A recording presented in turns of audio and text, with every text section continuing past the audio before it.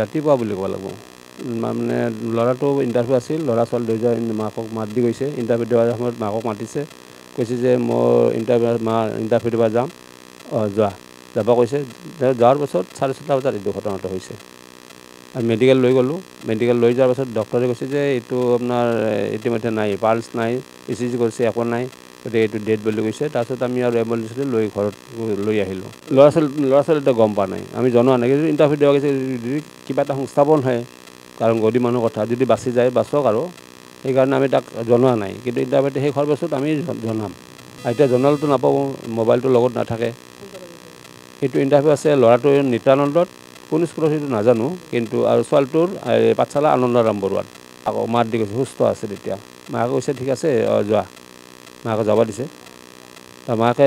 সিহঁতে যোৱাৰ পিছত 6টাত গ'ল 6:30 বজাত এইটো ঘটনাটো হ'ল মোৰ নাম শ্ৰী নিৰঞ্জন দাস 1 নং গলিহাটী বৰপেটা